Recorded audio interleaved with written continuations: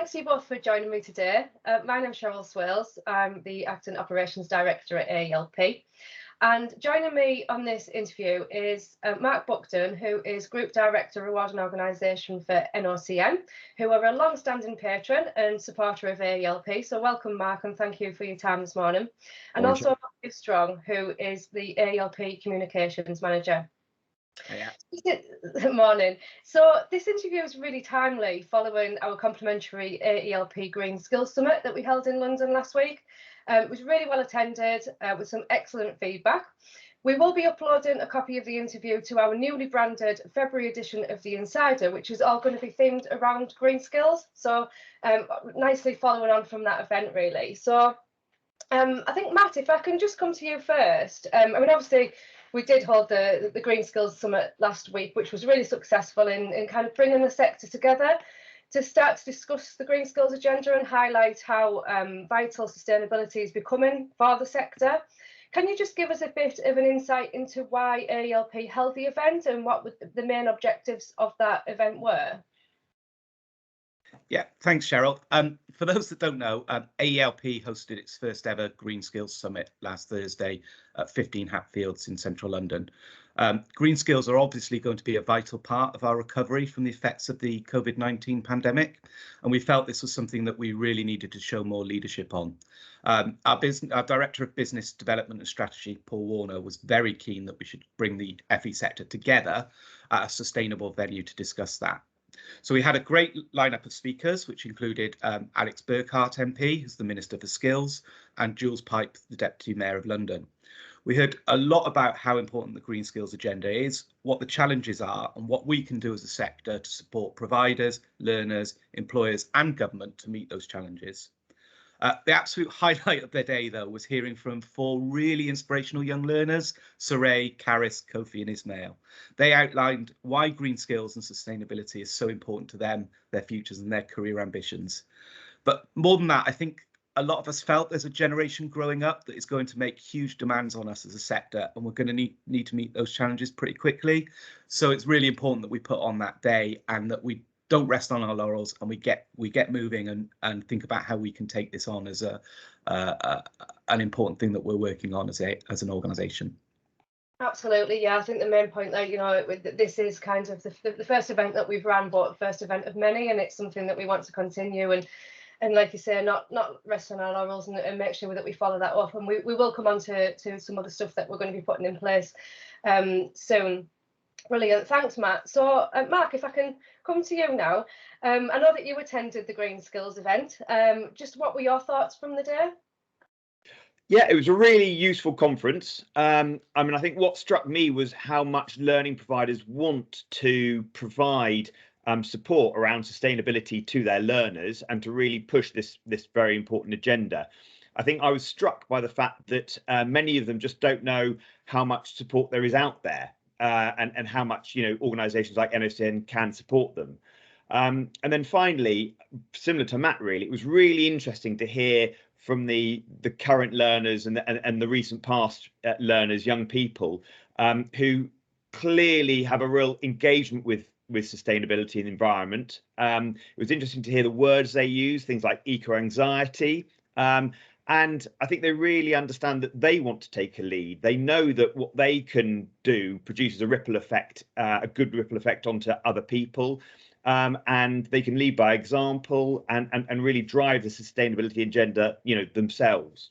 Mm-hmm. Yeah, I know that the learner panel session was, you know, feedback from the delegates who attended. Everybody really enjoyed listening to the learners and, you know, the people that it's impacting directly. Brilliant. So I know that that for NOCN, Green Skills is very high up on your agenda as an organisation. So can you just explain to me the work that you're currently doing around green skills? Yeah, so NOCN has been developing our portfolio for over 2 years now. We've got a wide range of qualifications, courses, CPD, that sort of thing, and materials. So, for instance, we've got retrofit qualifications right the way from kind of level 2, an introduction to retrofit installation, up to kind of level 5 site manager in retrofit installation.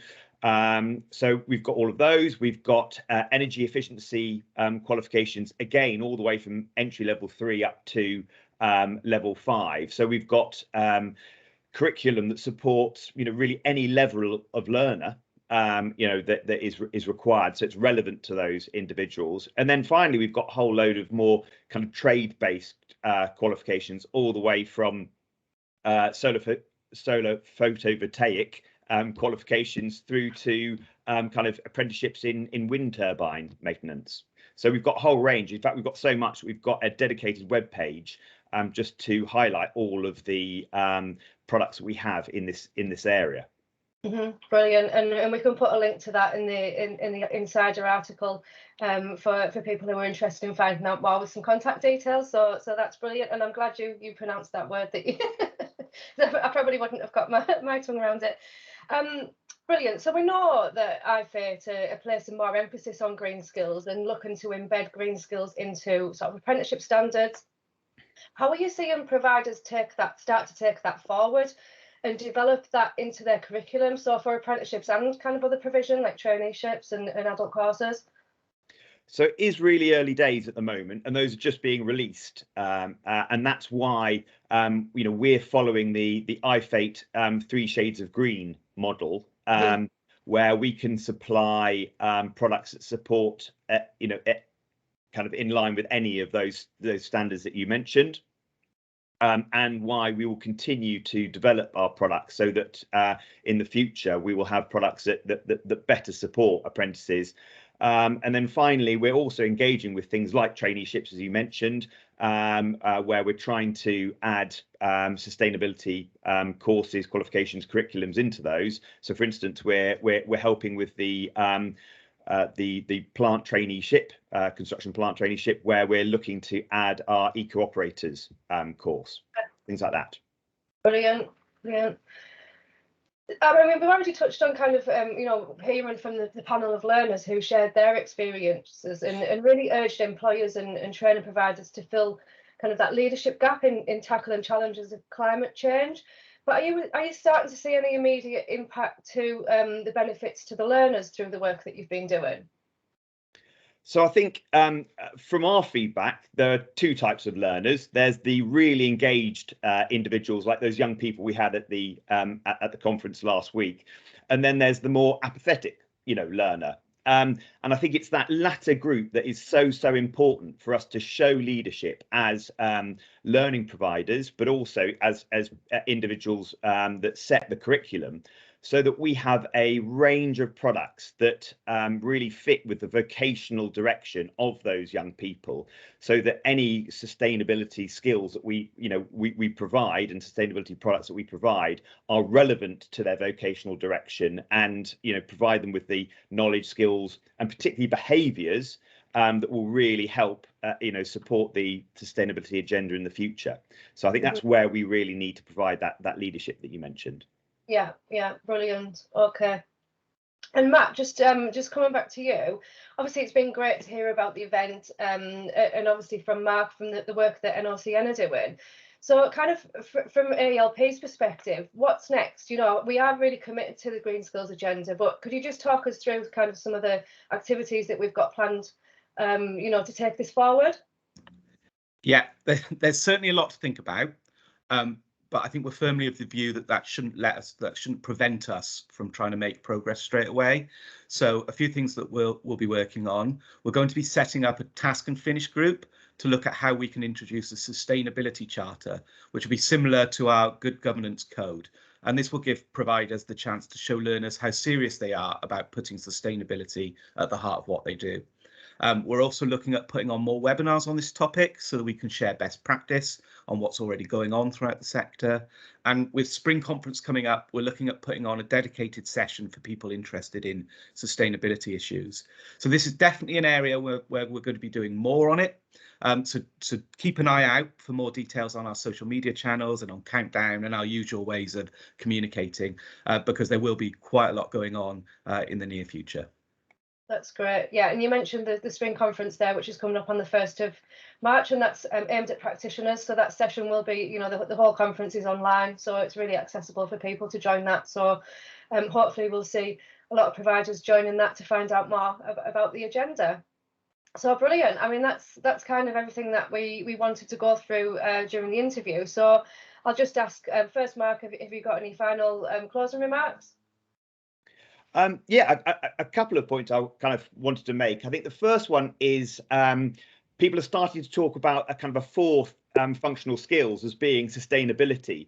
And I think that's really important that we get that education out to as many people as possible. That's why we've developed an entry level 3 and a level 1 qualifications in energy efficiency, and those are actually funded. They've been recently funded for 14 to 16-year-olds. So I think it's that sort of product that can get through to a wide range of people.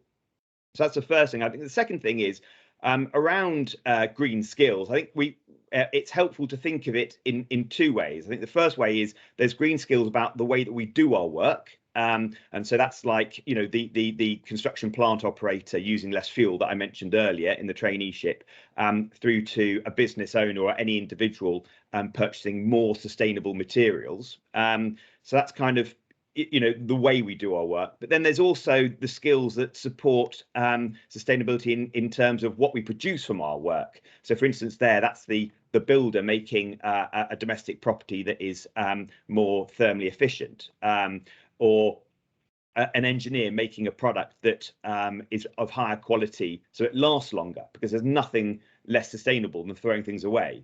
So I think it's useful to think of skills in those two ways: is the way that we do our work, but then also the way that we work to produce things. Yeah, absolutely. And it's good that you mentioned that, because I know that the fourth functional skill was mentioned at the Green Skills event as well, wasn't it? Yeah. During the learner panel. So yeah, it's a good point. And Matt, any final remarks from yourself? Yeah, it's just to reiterate how much this needs to be the start of what we're trying to do and not the end. Sustainability is so important that we can't afford to wait to start meeting the challenges that the transition to a green economy will bring. We have to start doing stuff now and quickly.